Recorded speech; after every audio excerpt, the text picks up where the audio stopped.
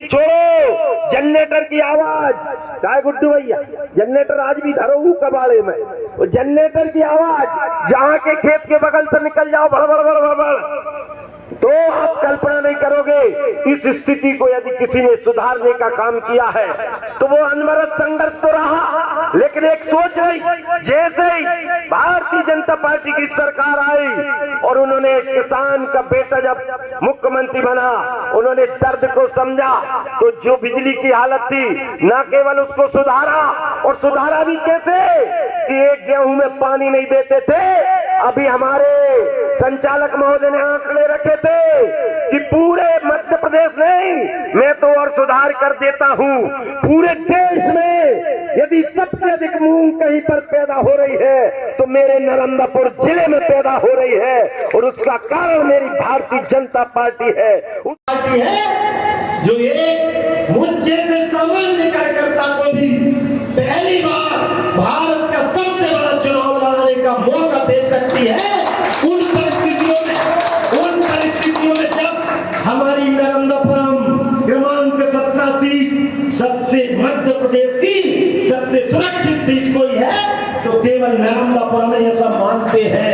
उन परिस्थितियों में जिस सीट में हमारे राव उदय प्रताप जी को हम सब कार्यकर्ताओं ने मध्य प्रदेश में सबसे ज्यादा मतों से और देश में 10वें नंबर पर विजय श्री दिलाई है, उन सीट का प्रत्याशी बनाया है। और इसलिए जिम्मेदारी मैं जान रहा हूं, जिम्मेदारी और ज्यादा बढ़ गई। भाजपा प्रत्याशी चौधरी दर्शन सिंह अपने फुल फॉर्म में आ चुके हैं। दर्शन सिंह चौधरी को टिकट मिलने के बाद आज नर्मदापुरम में प्रथम आगमन पर भव्य स्वागत किया गया। वहीं अपनी चुनावी सभा में दर्शन सिंह चौधरी का आत्मविश्वास देखते ही बन रहा है। उनकी प्रत्येक सभा में जोशीली अंदाज से उनका उद्बोधन सभी को खूब पसंद आ रहा है। जो एक मुझे से सामान्य कार्यकर्ता को भी पहली बार भारत का सबसे बड़ा चुनाव लड़ाने का मौका दे सकती है।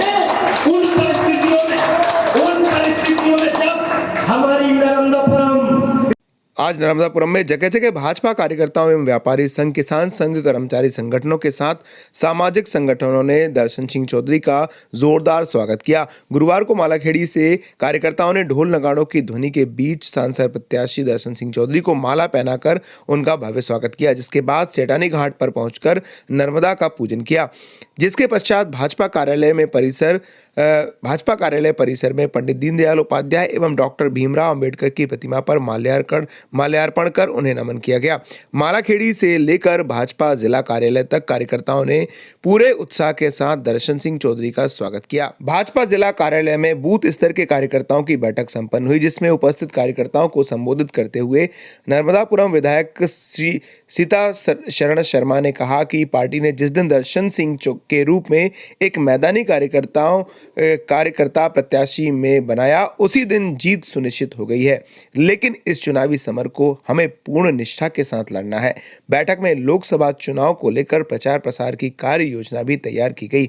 इस अवसर पर बैठक में राज्यसभा सांसद माया नरोलिया, नर्मदापुरम जिलाध्यक्ष माधवदास अग्रवाल, नर्मदापुरम विधायक सीता शरण शर्मा, सुहागपुर विधायक ठाकुर विजयपाल सिंह, भाजपा प्रदेश उपाध्यक्ष संभागीय संगठन मंत्री पंकज जोशी, नगरपालिका अध्यक्ष उपाध्यक्ष सहित बड़ी संख्या में भाजपा कार्यकर्ता उपस्थित रहे। दर्शन सिंह चौधरी नर्मदापुरम के दौरे के पहले कृषि विज्ञान केंद्र गोविंदनगर पहुंचे। यहां पर आयोजित कृषि विज्ञान मेला में वे शामिल हुए और प्राकृतिक खेती एवं अन्य विषयों पर उपस्थित जनता जनार्दन को उद्बोधित किया। लोकसभा क्षेत्र नर्मदापुरम के भाजपा प्रत्याशी दर्शन सिंह चौधरी द्वारा इस अवसर पर प्राकृतिक खेती करने वाले किसानों को सम्मानित किया गया।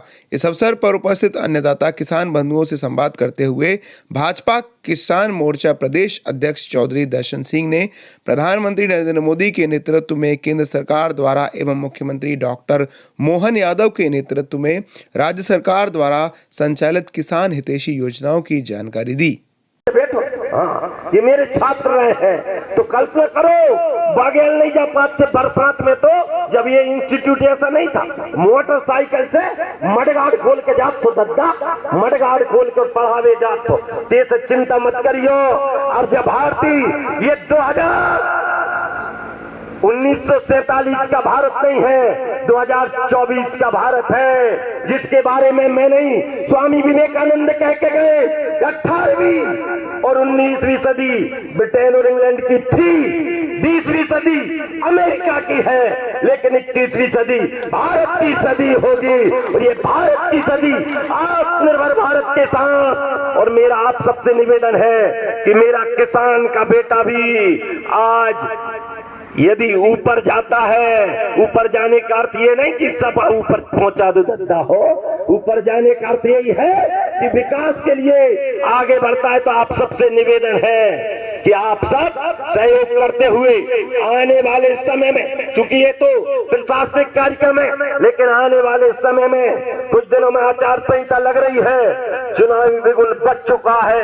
आप सबसे निवेदन है, एक जो भारत के प्रधानमंत्री गौरवान्वित हम सबको कर रहे हैं, एक विषय के साथ मैं अपनी बात को समाप्त कर रहा हूं, ईमानदारी से बताना और जोर से बताना। भैया तुम समझदार, मेले का लक्ष्य भी यही है। तो हमको क्या करना, यदि मैं आपसे कहूं अपनी माता बड़े प्रेम से अपने को भोजन कराती, किसी घर में हम मेहमान बन के जाते भोजन करते, और उससे कह दो कि आज तो मेरे भोजन में तुमने जहर खिलाया है, तो 2 चांटे और देगा। तुम एक तो खाना खिला रहे और जहर की बोल रहे, क्योंकि उसको पता ही नहीं।